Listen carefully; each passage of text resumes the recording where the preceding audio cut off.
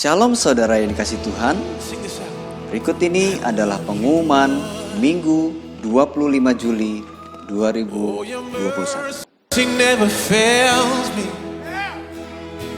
all my days, held in your hand. From the moment that I wake up until I lay my head, and I will sing of the goodness of God. Mari kita terus memperkatakan Mazmur 91. Dengan iman kita percaya bahwa perlindungan Tuhan dinyatakan atas kita semua.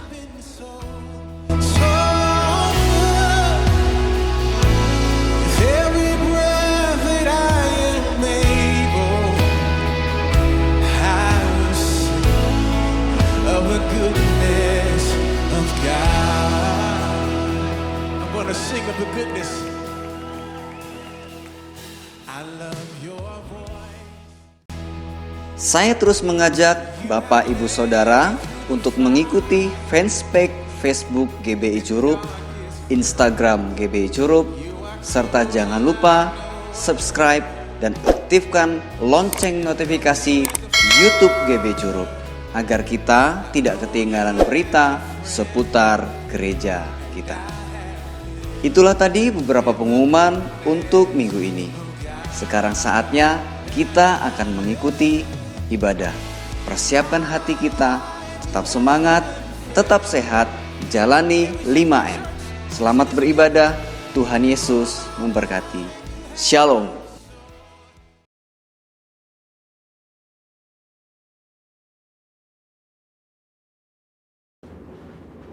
Shalom saudara. Pada Voice Adventakos hari ini, kita akan melanjutkan pembahasan mengenai Gender Identity Challenge dan LGBTQ bagian yang kedua. Saudara, kita semua harus mengerti bahwa gender identity itu berpengaruh pada perilaku seksual dalam hal ketertarikan fisik dan hasrat seksual seseorang. Maka dari itu, kita semua harus mengerti bahwa gender identity seseorang harus benar terlebih dahulu, baru kita bisa membahas mengenai ketertarikan fisik dan hasrat seksual seseorang, termasuk yang menyimpang seperti LGBTQ. Agar saudara lebih mengerti, ada perbedaan antara ketertarikan fisik dengan hasrat seksual. Ketertarikan fisik merupakan perasaan ketertarikan kepada seseorang karena faktor biologis atau secara fisik seperti penampilan, wajah, bentuk tubuh, suara, bau tubuh, tatapan, dan sebagainya yang bisa terjadi sesaat atau untuk waktu yang lama. Tapi yang saudara harus ketahui bahwa tidak selalu objek yang membuat ia tertarik selalu lawan jenis. Contohnya, ada seorang anak cowok yang ngefans banget sama boyband K-pop karena suara dan performa panggungnya. Sedangkan hasrat seksual adalah tindakan untuk merealisasikan ketertarikan fisik, baik itu bisa di dalam pikiran atau secara fisik berhubungan seksual. Ini merupakan suatu pilihan mau dilakukan atau tidak. Hasrat seksual yang sah hanya dapat dilakukan antara laki-laki dan perempuan yang sudah menikah. Dari sini kita bisa melihat bahwa gender identity merupakan kunci sebelum memasuki tahapan ketertarikan fisik dan hasrat seksual. Jika gender identity-nya sudah terjadi penyimpangan, maka secara otomatis ketertarikan fisik dan hasrat seksualnya terjadi penyimpangan. Jika ketertarikan fisiknya sudah benar sesuai organ reproduksi seksualnya, maka untuk merealisasikan hasrat seksualnya pun harus benar, yaitu hanya boleh dalam pernikahan. Sampai di sini terlihat sekali bahwa hasrat seksual LGBTQ, baik yang dituangkan dalam bentuk hubungan fisik maupun pikiran seperti fantasi dan juga semua hasrat seksual kaum heteroseksual yang terjadi di luar pernikahan, semuanya adalah salah dan merupakan dosa. Maka dari itu dalam Imamat 18 dan 20 ayat ke-10 sampai ke-21 jelas melarang segala perzinahan dan percabulan, ketertarikan fisik yang tidak wajar, dan pelaksanaan hasrat seksual yang menyimpang kepada orang tua, saudara kandung, saudara tiri, sepupu, sanak saudara, dan bahkan kepada binatang. Lebih lagi Tuhan Yesus dalam Matius 5 ayat ke-27 sampai 30 menegaskan bahwa jika seseorang memiliki hasrat seksual di dalam hatinya, meskipun belum direalisasikan dalam tindakan fisik, hal tersebut juga adalah dosa. Nah, sampai di sini mungkin saudara bertanya, bagaimana langkah pemulihan bagi mereka yang mengalami Gender Identity Challenge dan LGBTQ? Ternyata langkah pemulihannya sama dengan semua yang jatuh dalam dosa, yaitu bertobat, berbalik dari dosa, dan datang kepada Tuhan Yesus untuk pengampunan dosa, serta memberi diri untuk bertumbuh ke arah Dia. Dan juga dalam hal hasrat seksual, orang-orang percaya dipanggil untuk menyalipkan segala keinginan daging yang berdosa, serta mengendalikannya sebagai bagian dari disiplin rohani. Maka dari itu yang paling terpenting ialah bagaimana langkah kita sebagai anak mudanya Tuhan dalam menanggapi LGBTQ ini. saudara bisa melakukan 3M. M yang pertama adalah mengasihi. Saudara pasti sudah sangat mengerti bahwa kita dipanggil untuk mengasihi sesama, namun mengasihi bukan berarti berkompromi terhadap kebenaran firman Tuhan. Karena tindakan untuk membenarkan perilaku penyimpangan seksual bukanlah tindakan kasih, melainkan tindakan menghancurkan. Untuk itu, GBI sendiri telah memandang disorientasi seksual kaum LGBTQ adalah dosa. Namun, GBI meyakini bahwa kuasa Yesus dan pekerjaan Roh Kudus mampu mengubahkan orang berdosa. Jadi, wujud kasih kita yang benar kepada kaum homoseksual bukan memandang perilaku itu benar berdasarkan hak asasi manusia, namun justru menolong mereka keluar dari perbuatan dosa itu sesuai 1 Korintus 6 ayat yang ke-9 sampai ke-11. Selain itu, gereja atau kita sebagai orang percaya dapat menjadi wadah dan sarana yang positif dalam melahirkan pertumbuhan iman dan penguatan nilai-nilai rohani yang baru. M yang kedua adalah membantu. Gereja atau orang percaya dipanggil untuk membantu dengan memberikan pengajaran-pengajaran yang benar mengenai gender identity, batasan ketertarikan fisik dan hasrat seksual, sehingga orang-orang yang bergumul dapat kembali pada gambaran rupa dan gambar Allah sebagaimana Allah menciptakan manusia pada awalnya. Dan M yang ketiga adalah mengingatkan. Sebagai komunitas orang percaya, saudara juga dapat saling mengingatkan bahwa perjalanan hidup orang Kristen adalah mencapai keserupaan dengan Kristus. Yang berarti bahwa proses pengudusan hidup tidak akan pernah berhenti di sepanjang kita hidup di dunia ini. Meskipun ada pilihan berbuat dosa, namun kita memilih untuk menghindari dosa tersebut. Kesimpulannya, Tuhan membenci serta menganggap dosa semua perbuatan zina, cabul, penyimpangan seksual, dan siapapun yang tidak dapat mengontrol hasrat seksualnya. Sebagai komunitas orang percaya, kita tidak dapat terhindar dari orang yang memilih hidup dalam penyimpangan seksual, namun respon dan sikap kita adalah tetap mengasihi mereka, membantu mereka untuk mengendalikan perilaku seksual mereka, serta mengingatkan bahwa perjalanan hidup setiap orang percaya adalah ke arah Kristus. Saudara, untuk penjelasan lengkapnya dari tim teologi kami, silakan cek link yang ada di atas atau scan QR Code yang tersedia. Salam integritas, Tuhan Yesus memberkati.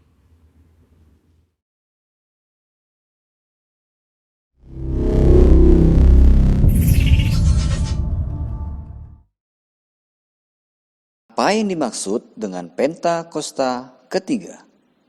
1. Pentakosta ketiga adalah pencurahan Roh Kudus yang dahsyat di zaman ini, melebihi yang terjadi di Azusa Street. 2. Pentakosta ketiga akan mengakibatkan penuaian jiwa yang terbesar dan yang terakhir sebelum Tuhan Yesus datang kembali. 3. Pentakosta ketiga akan membangkitkan generasi Yeremia, yaitu anak-anak muda yang dipenuhi Roh Kudus, cinta mati-matian kepada Tuhan Yesus, tidak kompromi terhadap dosa, dan akan bergerak untuk memenangkan jiwa. 4. Pentakosta ketiga lahir di Indonesia dan bergerak ke bangsa-bangsa. Gerakan ini dari timur ke barat dan akan kembali ke Yerusalem. 5. Pentakosta ketiga akan memberikan kuasa untuk menyelesaikan amanat agung, dan setelah itu Tuhan Yesus datang kembali. Shalom Bapak Ibu Saudara terkasih di dalam nama Tuhan Yesus. Hari ini kita bersyukur bisa beribadah bersama-sama kembali melalui ibadah online hari ini. Kita percaya dimanapun kita berada, lawatan Tuhan akan terjadi bagi setiap kita. Amin. Yang percaya boleh bangkit berdiri, kita akan memulai ibadah kita hari ini. Mari bersama-sama kita satukan hati kita dalam doa.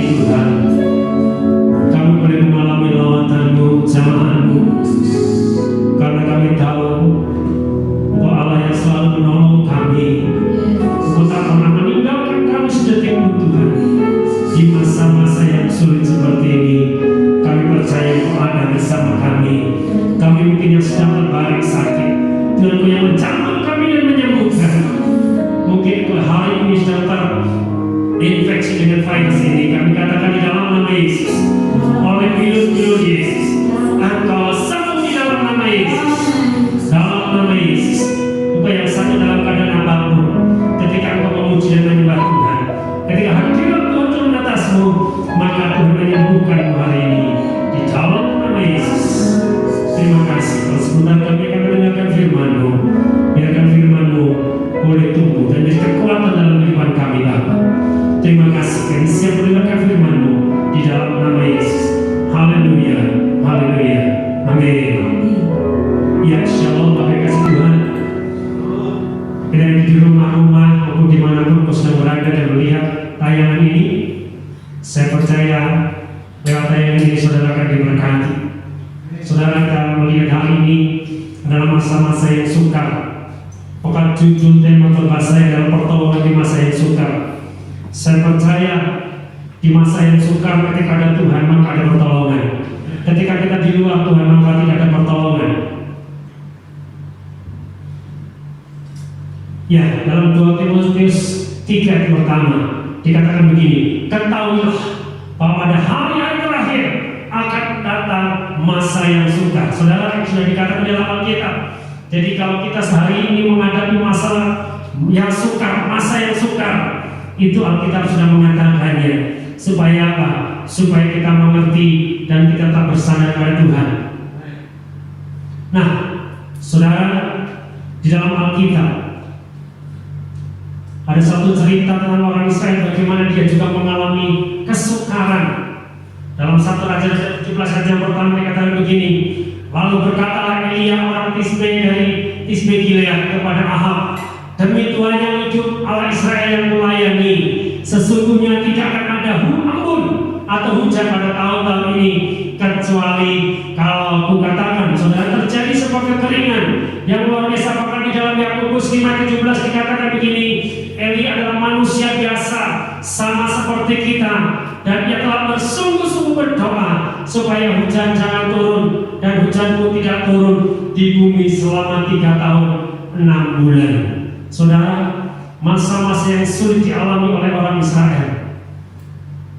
Nah, saudara, di dalam Alkitab mengatakan ada masa yang sukar, dan ini sedang terjadi atas bangsa kita. Saudara, nah, yang menjadi pertanyaan kita, ketika kita menghadapi masa yang sukar seperti ini, apa yang harus kita lakukan, saudara? Ya, dalam pemikiran kita, mungkin kita berkata begini, kita bimbang, kita bingung, masihkah kita percaya kepada Tuhan? Ini pertanyaannya hari ini. Masihkah kita percaya kepada Tuhan di masa-masa yang susah seperti ini? Yang pertanyaan yang kedua, apakah Tuhan sanggup menjawab doa kita? Apakah Tuhan masih mendengar doa kita? Ini yang muncul pasti dalam kehidupan kita, saudara. Ketika kita mengalami sakit, mengalami susah, sepertinya Tuhan tidak pernah menolong, sepertinya Tuhan itu jauh dari kita. Tapi hari ini kita akan belajar, saudara, bagaimana kita menghadapi masa yang sukar seperti ini. Dikatakan dalam 1 Raja-Raja 14 ayat 21, lalu Elia mendekati seluruh rakyat itu dan berkata, berapa lama lagi kamu berlaku timpang dan bercabang hati? Kalau Tuhan itu Allah, ikutilah Dia, dan kalau Baal itu, ikutilah Dia. Tetapi rakyat itu tidak menjawabnya sepatah kata pun. Kenapa? Karena orang Israel telah menjauh daripada Tuhan. Orang Israel telah meninggalkan Tuhan, dipimpin oleh seorang raja yang namanya Ahab.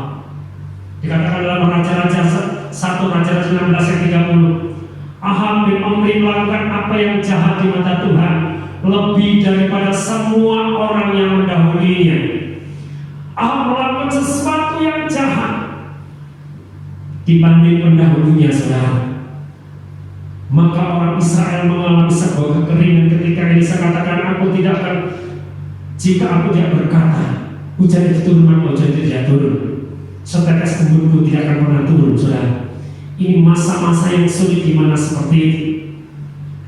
Saya percaya masa-masa yang sekarang juga mengalami seperti itu.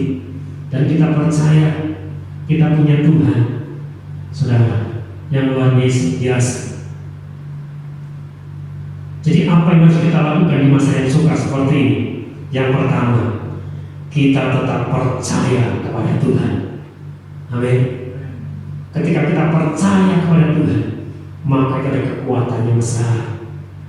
Sebab beginilah firman Tuhan Allah yang Maha Kudus Allah Israel, dengan bertobat dan tinggal diam, kamu akan diselamatkan. Dan dalam tinggal tenang dan percaya terletak kekuatanmu. Tetapi kamu enggak jadi katakan sama orang Israel. Tapi saya percaya kalau hari ini kita mengalami sebuah ketakutan, masa yang sukar, maka kita harus percaya kepada Tuhan. Kita bisa berkata, hatiku percaya, hatiku percaya. Saudara, kita perlu percaya kepada Tuhan dengan sungguh-sungguh. Itu menjadi kekuatan dalam kehidupan kita. Masihkah kita di antara kita yang hari ini mendengar ini, kita mulai bimbang dan kita berkata, tidak ada Tuhan lagi dalam hidupku, tidak Tuhan-Tuhanan. Saudara, kalau kita hari ini kita harus bertobat. Kalau kita sudah meninggalkan Tuhan seperti orang Israel, kita harus bertobat. Dan yang kedua, dikatakan begini, berharap senantiasa kepada Tuhan. Amin. Tetapi orang-orang yang menanti-nantikan Tuhan mendapat kekuatan baru. Mereka seumpama raja wali yang naik terbang dengan kekuatan sayapnya. Mereka berlari dan tidak menjadi lesu. Mereka berjalan dan tidak menjadi lelah. Dalam Yesaya 40 ayat 31. Orang-orang yang menanti-nantikan Tuhan akan mendapat kekuatan baru. Saya percaya walaupun kau mengalami sakit hari ini, tapi saya percaya ketika kau sedang menanti-nantikan Tuhan, ada kekuatan baru. Ada kekuatan baru yang akan muncul dalam hidup kita. Saudara, semua orang di muka bumi mengalami masalah yang sama. Tapi yang jadi perbedaan antara anak Tuhan dan tidak. Ketika anak Tuhan yang sungguh-sungguh, hatinya akan tetap berharap kepada Tuhan. Hatinya tetap berharap sungguh-sungguh. Walaupun dunia sedang bergoncang hari-hari ini, tetapi sebagai orang percaya, kita harus berharap senantiasa kepada Tuhan dengan sungguh-sungguh. Ini yang harus kita lakukan. Nah, yang ketiga, selalu bersyukur. Amin. Kita ini sering lupa untuk selalu bersyukur. Ya, kita bersyukur, kita mengucap syukur kalau gaji kita naik. Kita bersyukur kalau uang kita banyak. Kita bersyukur kalau anak kita lulus kuliah. Kita bersyukur kalau anak kita selesai sekolah. Kita bersyukur kalau anak kita itu mendapat ranking yang terbaik. Kita lupa di masa yang sulit, kita lupa bersyukur. Seperti pujianku mau bersyukur.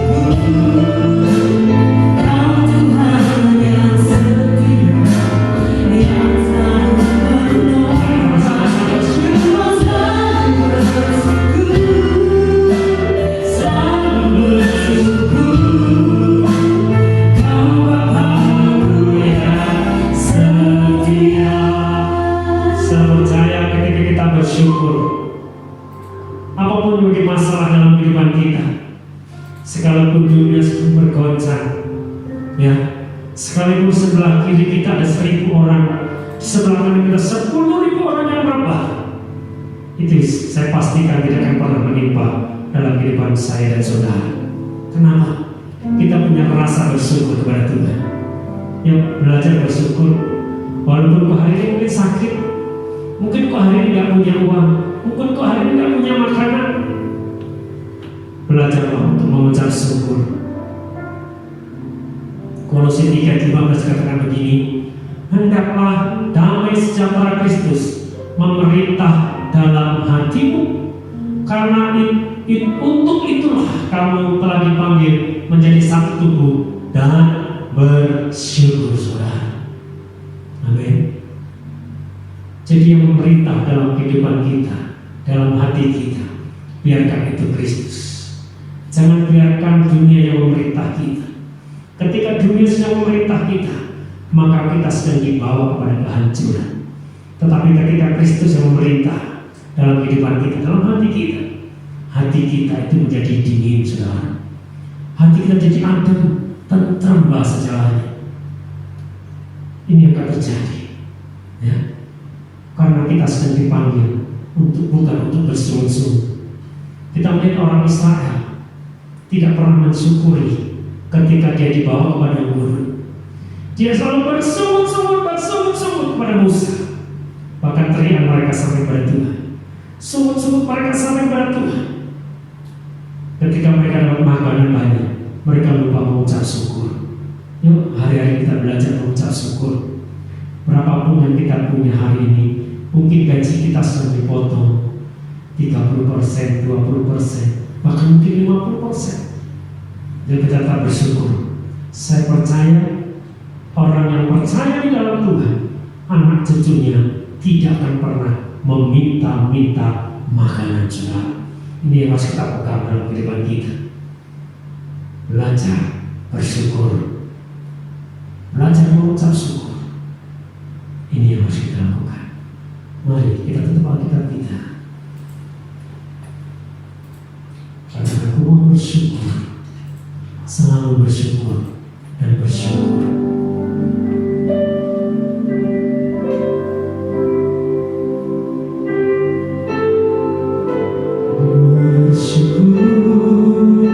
Selalu bersyukur.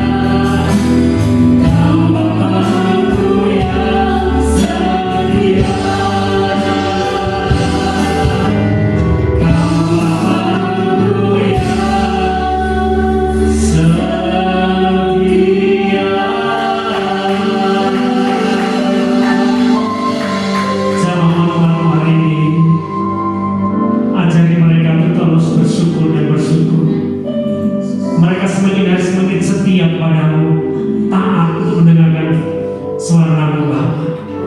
Terima kasih untuk hari ini Tuhan. Kami percaya telah memberkati umat-Mu. Terima kasih. Terpujilah nama-Mu di dalam nama Tuhan Yesus. Haleluya, haleluya, amin. Haleluya. Kita telah diberkati dengan firman Tuhan, amin. Biarlah firman Tuhan yang kita dengar hari ini benar-benar menjadi rema di dalam hidup kita dan dapat tumbuh subur di dalam kehidupan kita hingga hidup kita dapat dipakai Tuhan dan kita berbuah-buah di hadapan Tuhan Yesus. Haleluya. Dan saat ini kita akan memberikan persembahan. Mari kita siapkan persembahan kita di hadapan Tuhan. Kita satukan hati kita di dalam doa. Haleluya Yesus. Terima kasih Bapa yang baik. Sungguh kami bersyukur kepada-Mu Tuhan untuk setiap hari yang telah kami lewati bersama-sama dengan Engkau Tuhan Yesus. Engkau begitu baik bagi kami, Engkau begitu ajaib bagi kami Tuhan. Dan saat ini Bapa, kami akan memberikan persembahan kami di hadapan-Mu.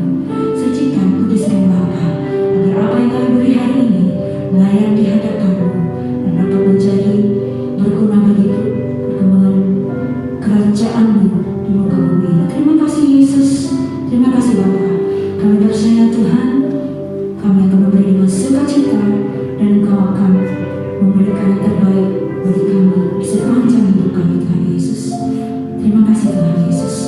Haleluya. Dan siapa beri sama-sama katakan amin.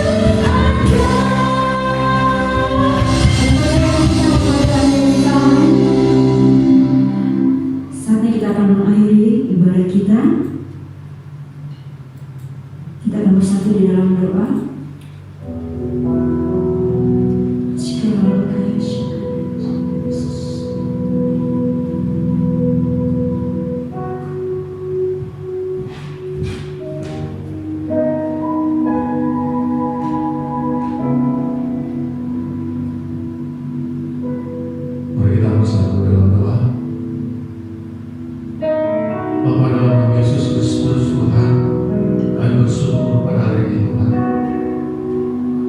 tahu Tuhan penyertaan-Mu, perlindungan-Mu bagi kami Tuhan. Hingga pada saat ini Bapa, kembali kami boleh beribadah Tuhan di hadapan. Hingga kami pada saat ini Bapa, boleh kami puji dan muliakan nama-Mu Tuhan.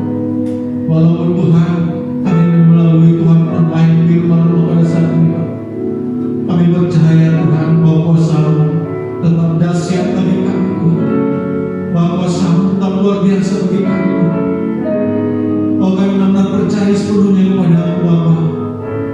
Engkaulah Tuhan kekuatan kami, Engkaulah Tuhan menjadi pertolongan dalam kehidupan kami Tuhan, dimanapun kami berada pada saat ini Bapa.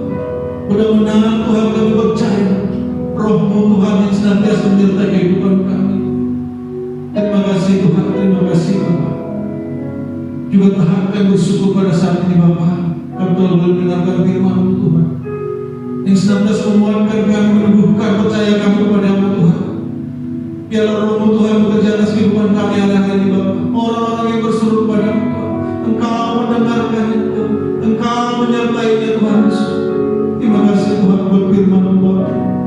Biarlah firman menjadi rema dalam kehidupan kami Bapa. Muliakan nama dan tempat yang kami.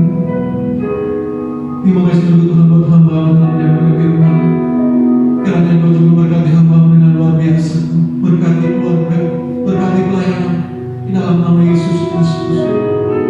Bapa, kami juga berdoa Tuhan kepada-Mu pada saat ini Bapa, buat gembala kami, gembala pembina kami, Bapak ini sendiri di kami terhadap Tuhan, kami serahkan hamba-Mu dalam tangan kasih-Mu Tuhan. Biarlah lawatan-Mu turun atas hamba, urapan-Mu turun atas hamba, diberkati setiap pelayanan hamba, diberkati hamba-Mu keluar masuk. Biarlah Roh Kudus yang memimpin hamba-Mu Bapa. Berikan kesehatan kekuatan yang luar biasa atas hamba-Mu Bapa. Diberkati keluarganya yang besar di dalam nama Yesus Kristus. Juga Tuhan kita berdoa tempat wakilnya Tuhan, Bapak dan itu Bima, Bapak John Handoyo, Bapak Paulu Jaya, Bapak Cokro Tuhan, Kau berkati mereka Tuhan, Kau melindungi mereka Tuhan. Dalam nama Yesus kami serahkan hamba-Mu dalam tangan kasih Tuhan. Juga Kau berkati gembala yang dikabaskan Tuhan, Bapak Irfan Jonathan, Bapak kami serahkan juga hamba-Mu dalam tangan kasih. Berkat tangan-Mu selalu menopang hamba-Mu ini, diberkati pelayanannya, diberkati kesehatannya Bapak. Dalam nama Yesus Kristus. Bila Roh-Mu Tuhan menyala-nyala atas hamba-Mu Bapak, dalam nama Yesus kami percayakan hamba-Mu dalam kasih.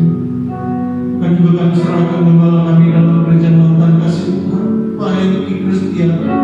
Kami serahkan Lautan Kasih Tuhan pada saat ini Bapak. Diberkati hamba-Mu Bapak. Kami serahkan sepenuhnya hamba-Mu dalam Lautan Kasih-Mu.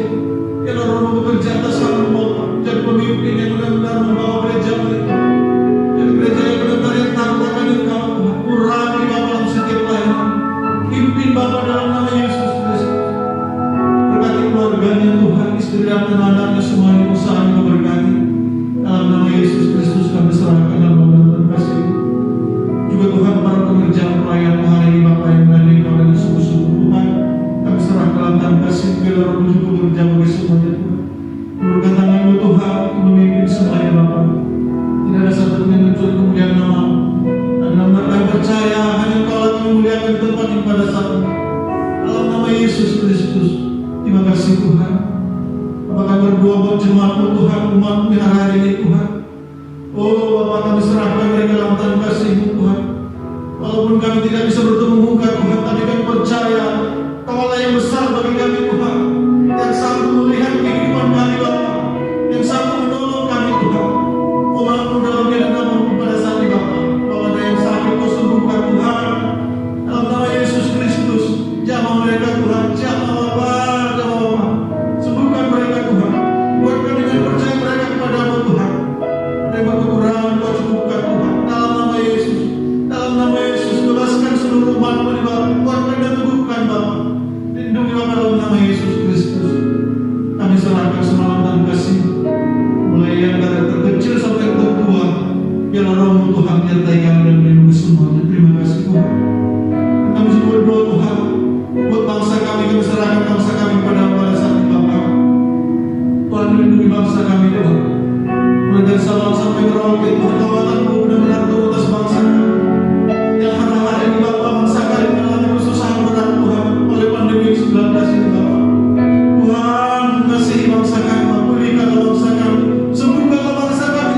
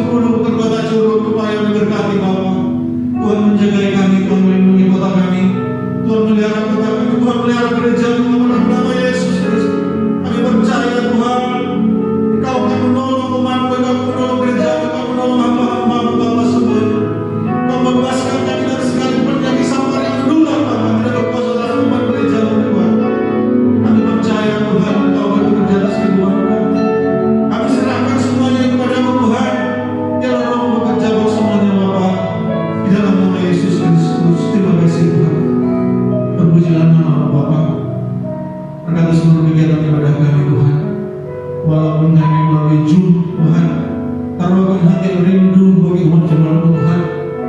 Biar kami selalu rindu untuk selalu datang memuji dan menyembah Engkau Tuhan Yesus. Pimpin hati kami Bapa, dan nyatakan kuasa-Mu hadirat-Mu turun atas setiap Tuhan kegiatan ibadah kami. Benar-benar kami memuliakan nama-Mu Tuhan Yesus. Haleluya. Terima kasih Bapa, terpujilah nama-Mu Tuhan. Sebentar lagi kami akan pulang Tuhan. Kami akan menutup Tuhan Yesus ibadah kami. Biarlah Roh turun menyertai kami Bapa. Sebelum kami tutup ibadah kami Bapa, kami boleh beri berkat dari hamba-Mu. Mari jemaat yang dikasih Tuhan yang di rumah-rumah, angkat kedua tanganmu, terimalah segala berkat, rahmat, anugerah, pertolongan, kasih karunia berlimpah-limpah dari Allah Bapa di dalam nama Tuhan Yesus Kristus. Penyertaan yang sempurna yang manis bersama dengan Roh Kudus menyertai kita